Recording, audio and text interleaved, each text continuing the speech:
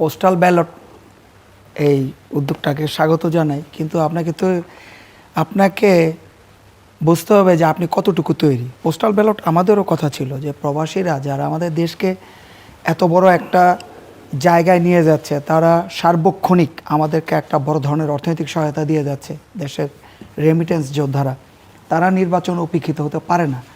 তো যাই হোক, এই যে পোস্টাল ব্যালটের যে উদ্যোগটা, এটা অবশ্যই প্রশংসনীয়, কিন্তু আপনাকে খেয়াল করতে হবে যে এই যে পোস্টাল ব্যালট একটা নতুন ধারা। আপনি জানেন কোন জায়গায় আপনার ফাঁক ফোকর আছে, কোথায় কি হবে। এটা চাইলে একটা জাতীয় নীতিমালা করা যেত, জাতীয় রাজনৈতিক দলগুলিকে ডেকে আপনি একটা জাতীয় সংলাপ করতে পারতেন। নির্বাচন কমিশনের সেই সুযোগটা ছিল, তারা তো নানা প্রশ্নে অনেক ধরনের সংলাপ করে, রাজনৈতিক দলগুলিকে নিয়ে তারা বসতো। এটা তখন একটা আপনার প্রক্রিয়া বের হয়ে আসতো, কিছু প্রস্তাবনা বের হয়ে আসতো যে এই নিয়মগুলো যদি আমরা করি, এই ফাঁক ফোকরগুলো আছে, সেগুলো যদি আমরা চেক দেই, তাহলে কিন্তু পোস্টাল ব্যালটের যে মহতি উদ্যোগ, একটা সুন্দর উদ্যোগ, শুভ উদ্যোগ, এটা সফল হবে। তো এটা খুবই দুঃখজনক যে সব কিছু হয় তড়িঘড়ি করে এবং কোনো কিছুই। আমি আপনার সাথে একটা লাইন যোগ করতে চাই, সেটা হলো যে আপনি এই পোস্টাল ব্যালট ইতিমধ্যে কয়েকটা দেশে আপনার ভুরি ভুরি পাওয়া যাচ্ছে কোনো কোনো বাসায়, এটা কিভাবে সম্ভব? আমি এটাই বলতে চেয়েছি। Thank you. আমি এটাই বলতে চেয়েছি, আপনাকে ধন্যবাদ। যে এই প্রক্রিয়াটা প্রশ্নবিদ্ধ হবে এবং এইটা সত্যিকারের নির্বাচনের ক্ষেত্রে প্রতিবন্ধকতা সৃষ্টি করবে একটা ক্ষেত্রে, যে এটা নির্বাচন কমিশনের বুঝতে পারা উচিত। এবং আমি বলবো এর সাথে যারা বিভিন্ন দায়িত্বশীল মহল আছেন, তাদেরও বুঝতে পারা উচিত, সবারই এটা বোঝা উচিত ছিল।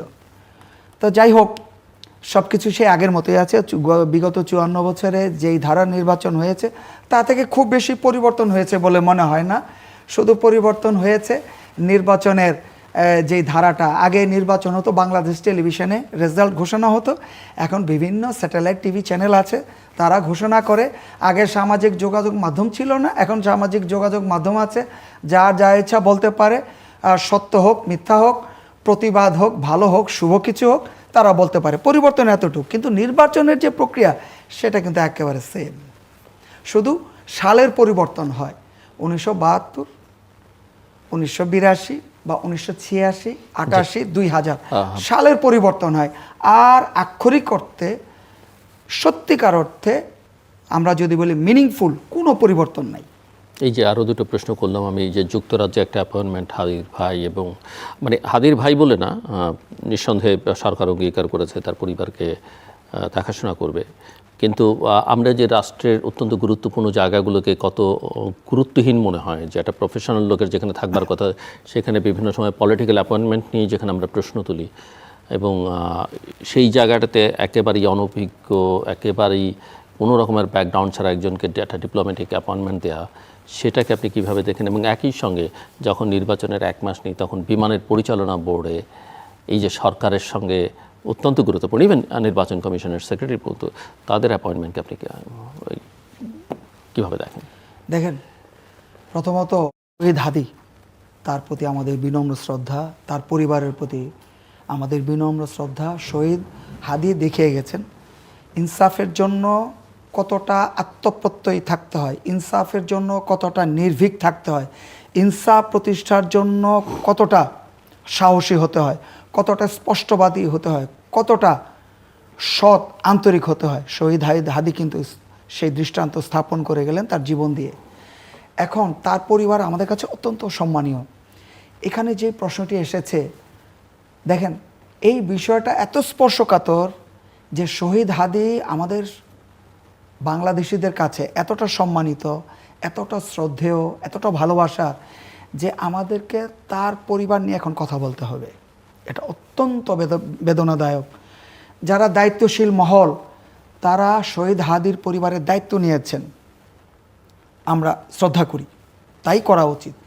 কিন্তু বিফিটিং হতে হবে জিনিসটা, যে কোন জায়গায় কোথায় তাদেরকে রাখলে জিনিসটা সম্মানের হবে, জনগণ খুশি হবে, সেই পরিবার বিতর্কিত হবে না, বরঞ্চ তাদের মর্যাদা আরও বৃদ্ধি পাবে ডে বাই ডে, এবং যেটা পাওয়া উচিত সেটা যদি না হয়, সেটা অত্যন্ত বিব্রতকর, অস্বস্তিকর এবং বেদনাদায়ক, দুঃখজনক।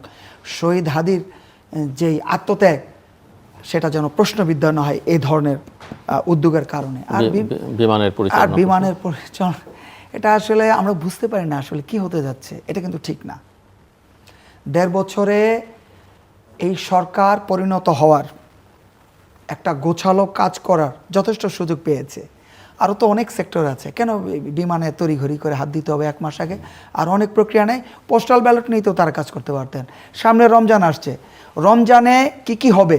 মানুষ, এই দেশের 95% মানুষ মুসলমান। আমরা দেখি যে মুসলিম জাহানে 52টা বা 53টা দেশে যখন রমজান আসে তখন জিনিসপত্রের দাম হ্রাস করা হয়, এবং সেখানে অনেক কিছু, যারা মুসলমান রোজাদার তাদের জন্য অনেক কিছু আপনার কি বলে যে দাম কমিয়ে দিয়ে তাদেরকে উপহার দেওয়া হয়। সেইখানে আমাদের দেশে রমজান হচ্ছে ব্যবসায়ীদের জন্য খুব সহজে অর্থ রোজগারের একটা দারুণ সুযোগ তাদের ভাষায়। আপনি সেইটা নিয়ে নীতিমালা করেন না কেন? এটা একটা বললাম, আরও বহু আছে। হঠাৎ করে এই ধরনের সিদ্ধান্ত, এটা কি হয়? জনমনে একটা অনাস্থা তৈরি হয়, আর যারা সত্যিকারের দেশপ্রেমিক রাজনৈতিক দল তাদের মধ্যে একটা ক্ষোভ, একটা হতাশা তৈরি হয়। এটা কোনোভাবেই আমি বলবো যে এটা সুবিবেচনা প্রসূত নয়। এই জায়গায় দাঁড়িয়ে নীলোফার চৌধুরী মনি, আমি একটু আপনার কাছ থেকে বলতে চাই যে নির্বাচনের যেহেতু আর 1 মাসও নেই, নির্বাচনের ক্যাম্পেইন শুরু হবে 22 তারিখ থেকে, কিন্তু নির্বাচনের জন্য বাংলাদেশ কতটা প্রস্তুত? ইলেকশন কমিশন এবং সরকার আসলে যে প্রস্তুতিটা থাকা দরকার একটা ভালো নির্বাচনের জন্য, বা ইভেন ভালো না বলি, এটা ইভেন ফার্সিক্যাল ইলেকশনের জন্য। আমরা তো অতীতে অনেক বাজে ইলেকশন দেখেছি, ইলেকশন নামে নাটকও দেখেছি। সেই প্রস্তুতি আপনি দেখেন কি না? প্রস্তুতি, পূর্ব প্রস্তুতি যেটা নির্বাচনে, না, বিশেষ করে যেটা খুবই গুরুত্বপূর্ণ বাংলাদেশের কনটেক্সটে নির্বাচন, যে সেটা হচ্ছে আইন শৃঙ্খলা পরিস্থিতি। আমি বলছি আইন শৃঙ্খলা পরিস্থিতি এমন একটা জায়গায় যে এখন কোনোখানে কোনো মব হলে বা মারামারি হলে বা সন্ত্রাসী কার্যক্রম হলে আইন শৃঙ্খলা রক্ষাকারী বাহিনীর লোকজন যদি ভাগ্যক্রমে ওখানে থাকে, তারা নির্লিপ্ত হিসেবে দাঁড়িয়ে থাকে। কখন মারামারি শেষ হবে, শেষ হওয়ার পরে যদি ওইখানে মার্ডার হয় তাহলে লাশটাকে নিয়ে যায়, যদি ইনজুর চরমভাবে হয় তাহলে তাকে থানায় হাসপাতালে নেওয়ার পাশাপাশি মামলা বাণিজ্যতে তারা মত্ত থাকে। তারা কিন্তু ওইখানে ছাড় দিচ্ছে না, কিন্তু মারামারির সময় তারা কিন্তু যাচ্ছে না। যখন একটা জায়গায় এই ঘটনা, সেটা করে না আপনার 300 আসনে প্রায় 2 লক্ষ সেন্টার।